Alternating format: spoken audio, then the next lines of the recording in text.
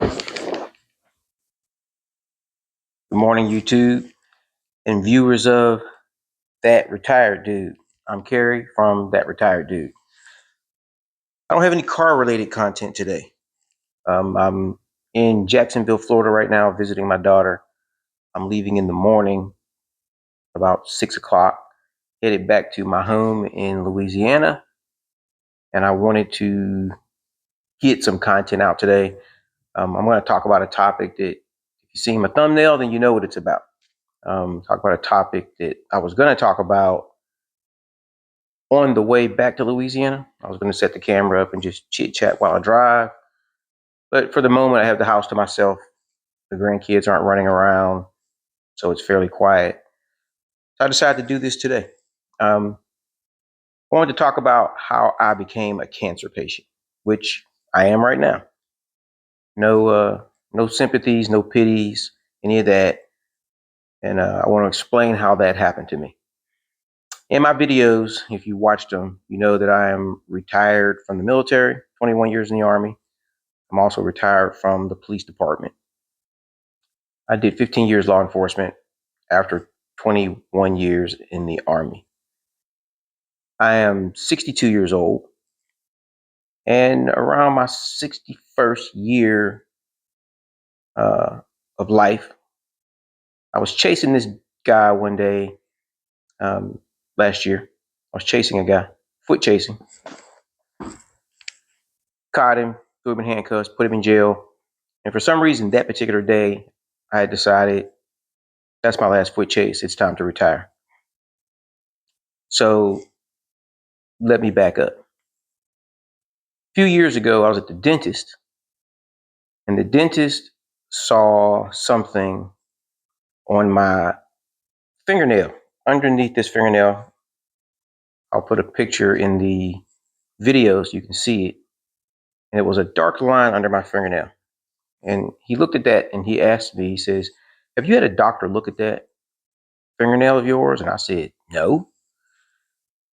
It wasn't bothering me, so it wasn't something that I really gave much thought to. I had dark lines under my fingernails before and they went away. That one in particular did not. So because of his suggestion, I went to my primary care, made an appointment, and had them look at it. And they told me that, yeah, it was definitely something I should be concerned about. They sent me to a bunch of tests in the aftermath of the visit, which all came back to be nothing. But they did tell me it was something I should keep an eye on. But I didn't have any biopsies done or anything at that time. That was about 3 years ago. So recently, when I decided to retire, I knew I wanted to travel. I wanted to go around and just visit the grandkids, visit friends, or just go visit the Grand Canyon or whatever I wanted to do. So I decided, just in case, since I hadn't had this finger thing looked at in a while, to go have it looked at again, just to make sure everything was okay with it, so I didn't have to worry about it. So I went into the doctor and I saw a physician assistant, and she looked at it and she looked at my past records on it, and she asked me, did I have a biopsy on it before? And I told her, no one sent me to a biopsy for it. She said, you need to have that looked at. By that point, it had gotten bigger. It had grown straight up my fingernail. And then when it got to the top, it started spreading outward. So it had taken up about a third of my fingernail. It was right in the center. It was about a third of my fingernail. I had light, dark, light. So she sent me to a dermatologist. And the dermatologist looked at it. The dermatologist said it was something she couldn't deal with because it was underneath my fingernail. And there's a word for that. I'm gonna look at it. It's called a subungual melanoma or hematoma. One of those two things. Either an injury if it's a hematoma, melanoma will be cancerous. And the word subungual means underneath the nail. So I needed labs done. So I had a whole panel of labs done, and the labs came out looking for blood cell counts and those things the doctors do. And in the blood test that came out through the labs, I was told that I had an elevated PSA level. Okay. Tell me about that, doctor. And the PSA level is a prostate specific antigen, which is what PSA means. So I wrote this down. The prostate specific antigen is a reproductive protein that is produced by the prostate in men. Women don't have a prostate. And prostate has numbers that are attached to it based on your age, your race, and your general health. There are numbers connected to it. So I learned through this process that my PSA number at that time was 5.43. I was 61 years old at the time. And the prostate numbers that they consider normal, if you're under 50, it should be 0 to 25 or 2.5. I'm sorry, 2.5 PSA. If you're 50 to 59, 0 to 3.5. If you're 60 to 69, 0 to 4.5. And if you're 70 and above, 0 to 6.5. Well, mine was 5.43, which was elevated for my age at that time. So first, now that I know this, I have an elevated PSA number for my prostate. I've got to deal with this finger thing. So I went to the dermatologist, sent me to a skeletal doctor who deals with hands. This particular clinic called the Flex Institute in Shreveport, Louisiana. They deal with the body. Different doctors deal with different parts of your body. My doctor dealt with hands. There's doctors in there for wrist to shoulders. Doctors do just your leg, just your spine. All these different specialties. I didn't even know there was specialists who specialize in particular parts of your body like that specific. My doctor only did hands. That's it, just hands. Another doctor in there did from the wrist to the shoulders only. So they had all these specialties. So I saw a hand doctor, and he looked at it. He asked me a lot of questions about my finger, and he says, does it hurt you? How long have you had it? Does it bleed? And it actually, in the years that I had this under my fingernail, I never had an issue. There was no pain, there was no swelling, there was no bleeding. My blood cell counts came out very well, way in the normal range. But the doctor told me that the only way to really know is to do a biopsy. All right, doc, let's get to it, because I got to know, because it's on my mind. I have this subungual either melanoma or hematoma. I knew it wasn't an injury because I hadn't been injured. So we set the biopsy up, and I went to the hospital when that day came. They put me under, and they literally removed my entire fingernail, and they scraped out whatever was there and wrapped it all up. And then it was very painful after the fact. Of course, it was a surgery. My entire fingernail was gone. And then I had to wait for the pathology. A couple weeks later, pathology comes back, and they call me and they say, no cancer. You're good to go. Your fingernail will grow back. There will probably be some damage to the fingernail because they had to scrape into the fingernail bed, which is where the fingernail grows out of. And yeah, there is some definite deformity there, but I don't even care. That's done. I have no cancer in my fingernail. And I discovered through this process that fingernail cancer is one of the deadliest cancers there is because of all of the nerves that are in the fingers and all the veins, because of, you can touch and feel so precisely the way God made you. That fingernail cancer is very dangerous because it can spread through all parts of your body. So I was very happy that, of course, thanking God, praising God, that I did not have any cancer in my fingernail. Now, on to step 2. Let's deal with this PSA. I then get a referral to another doctor who does urology. And we go through all the numbers.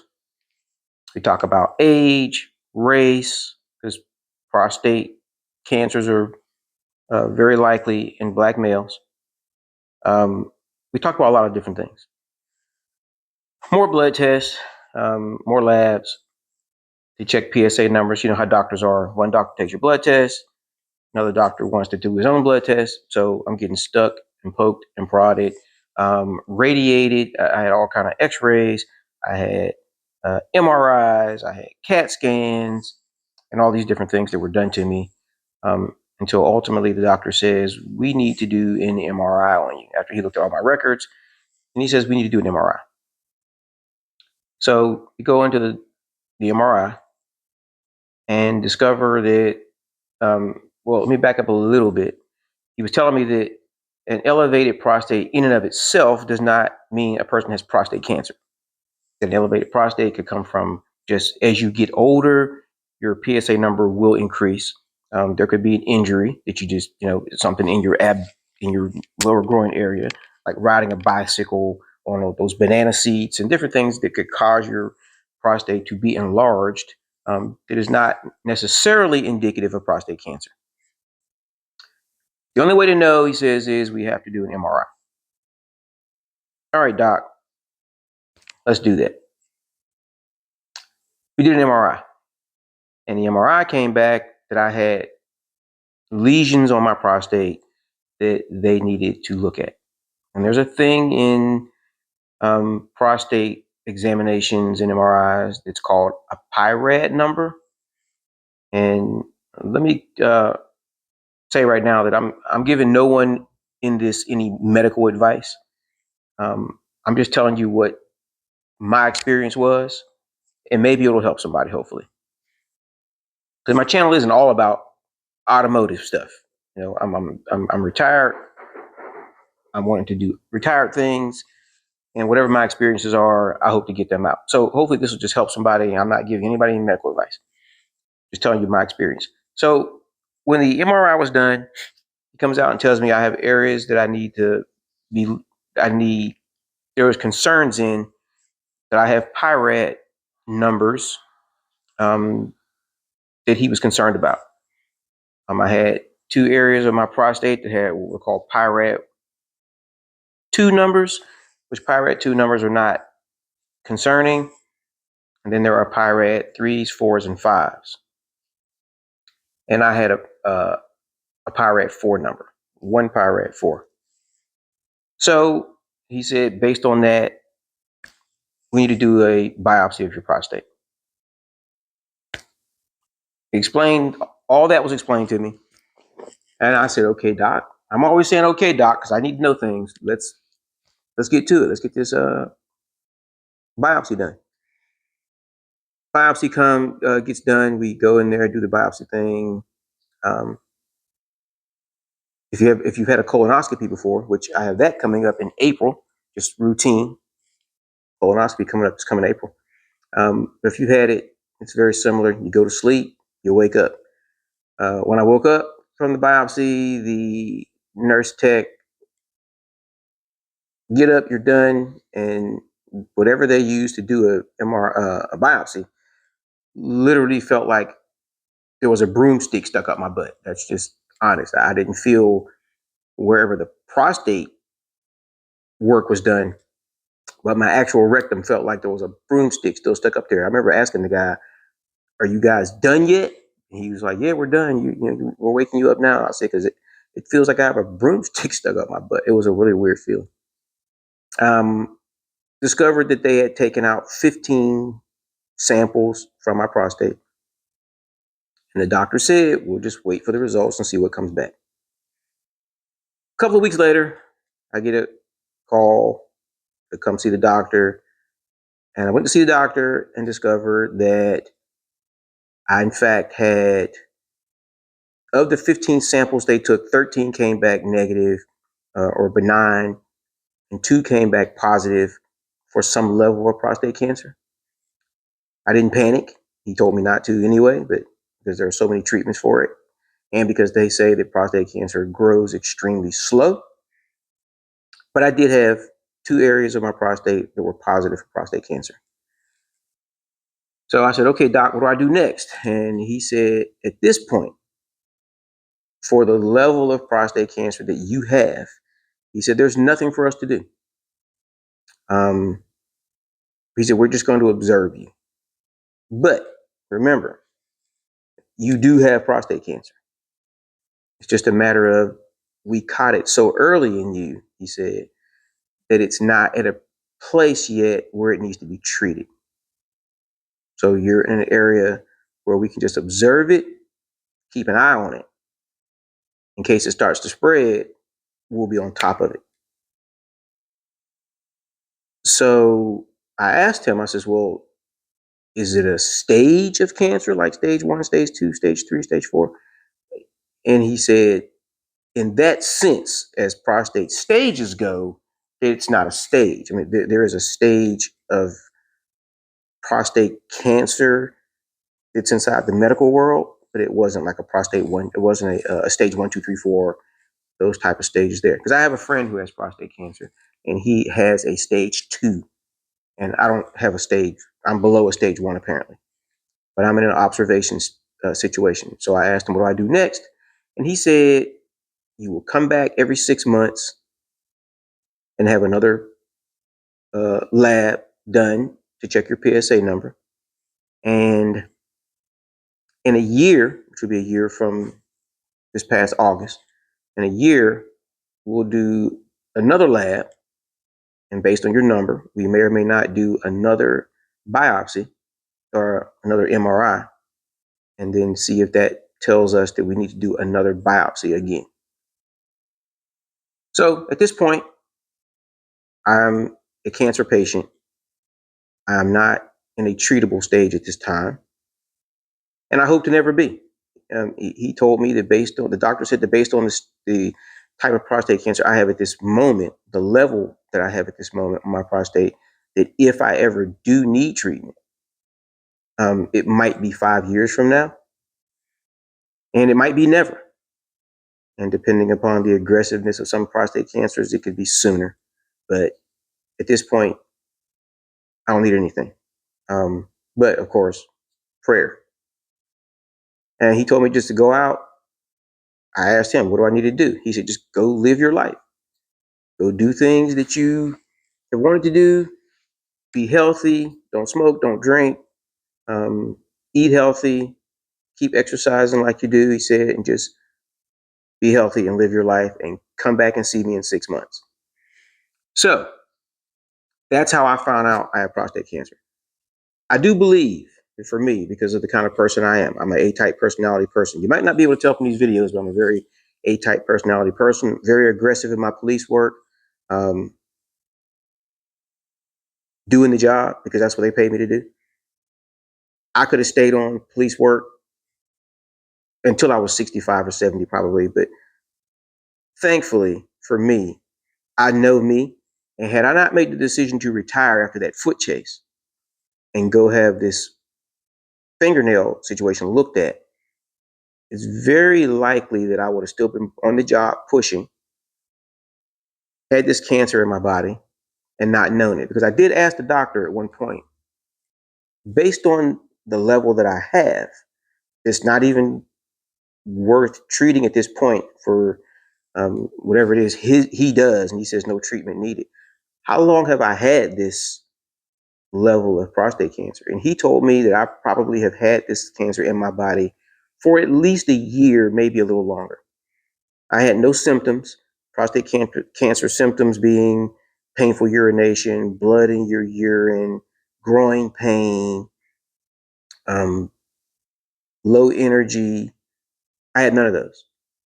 None of the, by the time people generally have these symptoms, they are usually at a level of cancer that needs to be treated. Some people ignore them, and by the time they get to the doctor, they're already having prostates removed, and those type of things. There, I had no symptoms at all. So, I mean, none. All the usual prostate cancer symptoms, I didn't have any. So, if not for the fact that I decided to retire and go get this finger looked at, which caused me to get labs done And the labs are what saw that I had an elevated PSA level. If not for that decision to retire, I probably would have still been working the job. I know, everybody's heard of colon cancer and other types of cancer. Prostate cancer was something I never thought about, never did any research on, didn't know anybody that had it. Now I know a bunch of people who have it because of the people I've met through this process.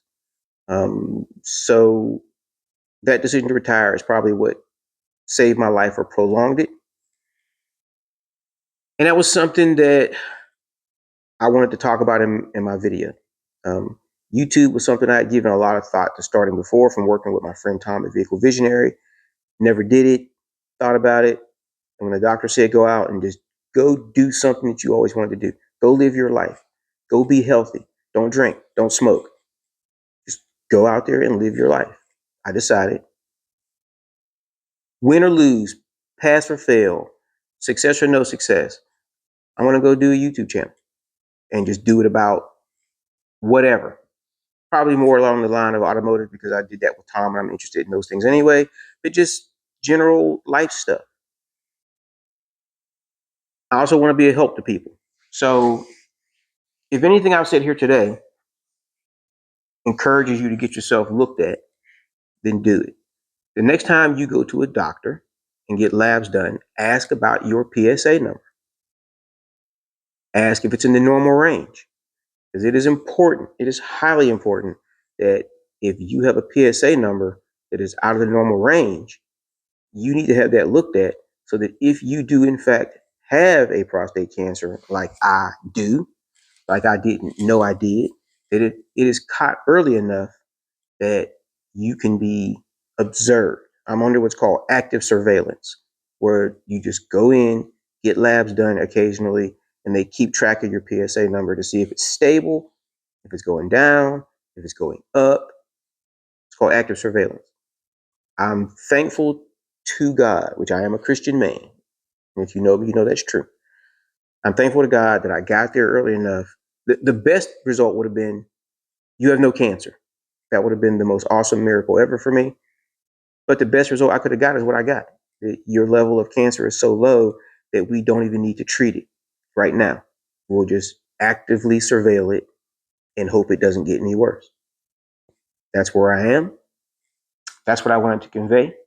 And by all means, get yourself looked at, get your PSA number checked, make sure it's in normal range. And if it's not, ask your doctor to go further to make sure that you have it or don't have it.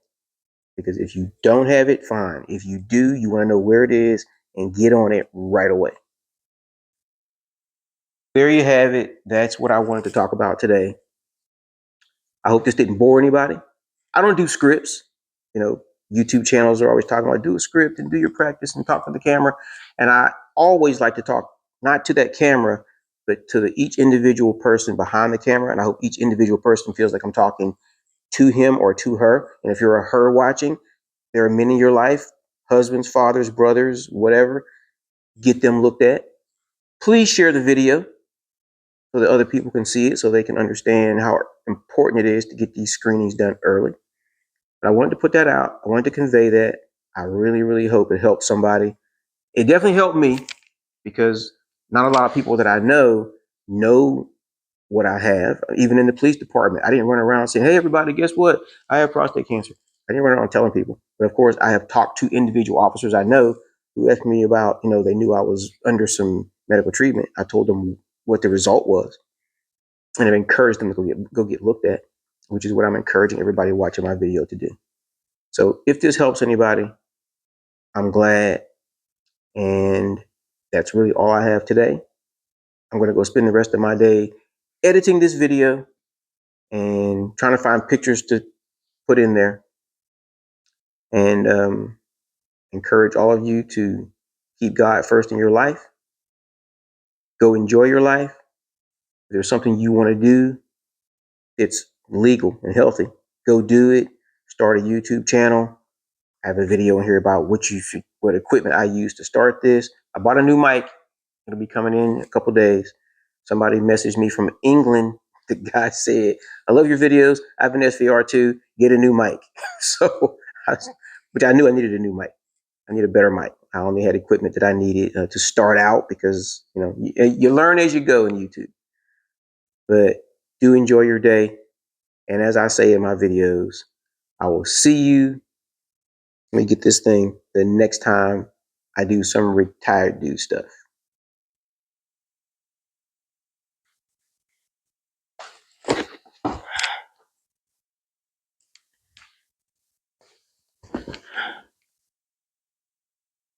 Oh my gosh, this thing didn't record. Are you freaking kidding me? Wait a minute. Oh, that's me. What am I doing?